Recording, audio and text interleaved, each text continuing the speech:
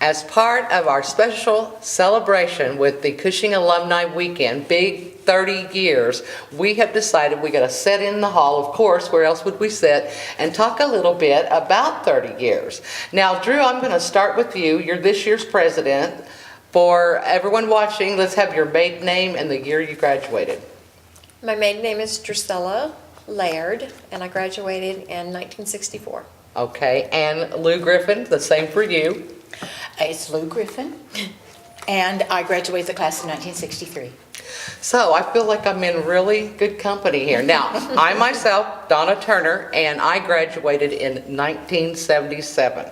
So we've got a lot to talk about during this subject, and we could never cover everything in this hall or the events that are going on. But we do want to make sure everyone knows that it's 100 years of 100 vivacities or yearbooks. It's been called both throughout the years. And so I have grabbed the first yearbook, which was in 1915 and probably was a vivacity actually at that time.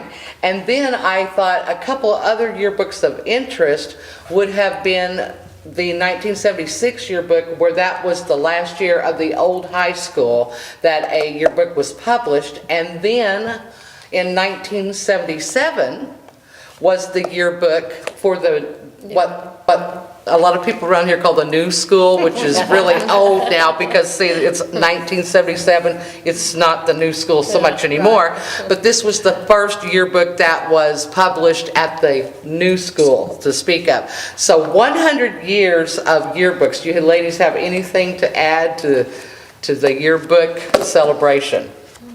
I think what I can add to that is having worked on putting those yearbooks together and figuring out which ones we are missing, how much information is in all of those that everyone should come down and browse through all of them. There's a multitude of things about even our city, our schools, the people that are there, how many people are still left in our community, and the different things and how they were displayed in each book are amazing as to why we set it up that way, why the names were changed, why it was a yearbook some year, why it's been a vivacity some year. Sometimes it's referred to as an Oiler, and sometimes it has no name at all. And so all of that, it kind of goes together and it kind of becomes a mystery, and then you kind of see some of the reasoning behind different things as you go through all the different yearbooks. Well, let's kind of focus over to this being the 30th year for the we're celebrating 30 years of all class alumni celebrations here this year. And you've got some interesting information with you. I do. We want everybody to come in and look at all the old Oilers, but we happen to have, this one is from 1985. And at first we thought we didn't have any that anybody could have. But if you're lucky to be a first one through the door, we do have a few that will be given away. We're keeping 3 Oilers of every year. And after we started checking and looking around in some of our old boxes, we found that there are more than 3. So some of you will be able to get one. And then, unfortunately, this is not a giveaway, but we found for the 1985, this is the all-class assembly from the old high school. This is the only one I have. It will be on display. And we have worked hard on getting a lot of 1985 memorabilia out in the building so that we could see from the time that the organization has started how things have changed, and we believe we've updated some, and I think you'll be missing a lot if you don't come. Well, I think a big update that we have to mention is that new roof. Yep. We do have a new roof. That's a big celebration all on its own, and we thank everyone who got out there and worked to help us raise the money and make that roof happening. Yeah, it's really, really exciting. You know, there's so much in the Alumni Hall to look at, and it's so exciting to be celebrating 30 years. But one of the things that has been happening for quite a while is the Hall of Fame. And so, Lou, if you could explain to us what the Hall of Fame is and how that's kind of done, and then I guess you have a little bragging to do as well. Right. A Hall of Fame is a recognition of, I'm going to say, former students. I think all of them, I haven't looked at the statistic to know if all of them actually graduated from Cushing High School, but I believe they did. It began from the beginning of our alumni association, and we have a wall of pictures, and I think we might get some pictures of that. Yeah. But the first inductees actually came in the spring of the first Alumni Association meeting, all-school reunion in '86. There may have been, and we're still trying to get the paperwork to find out if it was the fall of '85 to spring of '86, or was it the year of '85 when they first got the association.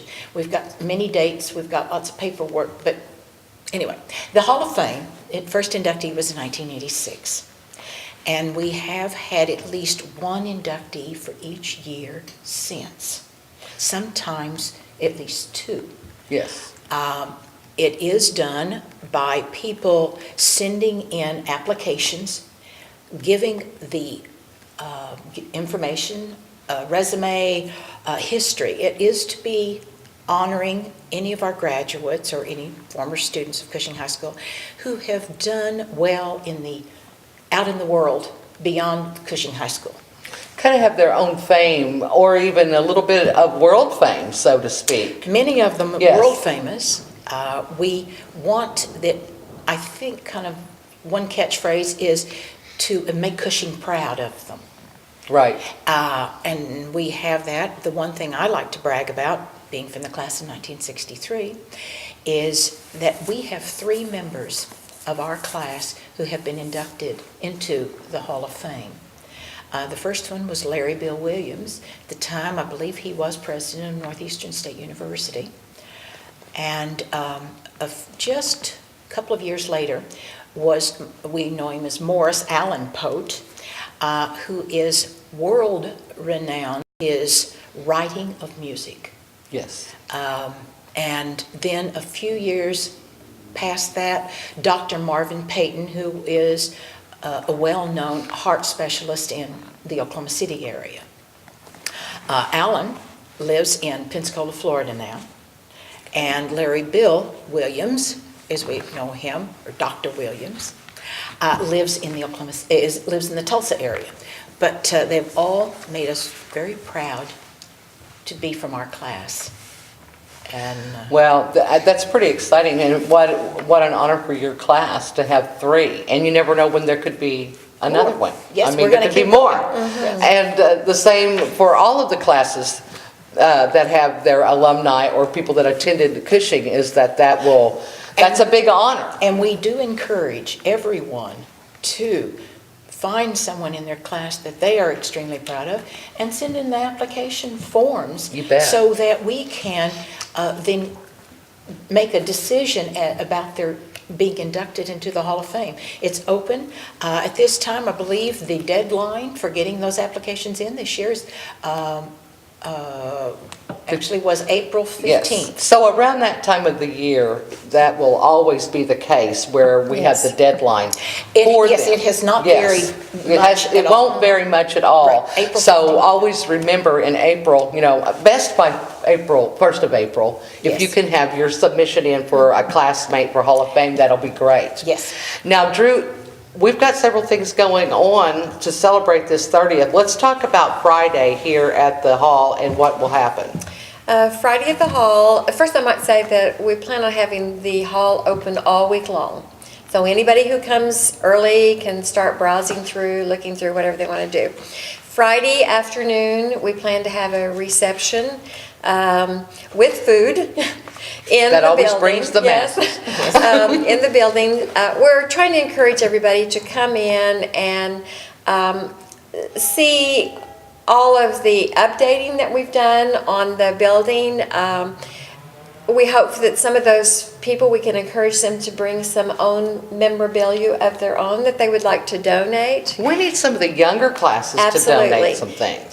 From the 1980 to present time, we're lacking what we feel like is good memorabilia from all fields of school. In the business, in the FHA, in the FFA, speech and drama, not just sports. We're all really proud of our sports, but there are a lot of things else that need to be out there. So we feel that there are some that have a lot to contribute. So we hope that everybody will come in and see it. Now, Lou, I'm going to turn to you and have you quickly give us Saturday's list of events. There's several things going on downtown.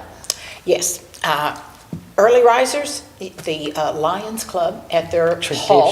The tradition. They've been doing this, I'm thinking at least 15 years, maybe more, is the pancake breakfast. Yes. It does open at 7 and goes up until the beginning of the parade, which this year we're having a parade start at 11 o'clock. The collection of it, they will start down by the old depot, which is the east end of, I'm sorry, that's the west end of Broadway, and head east.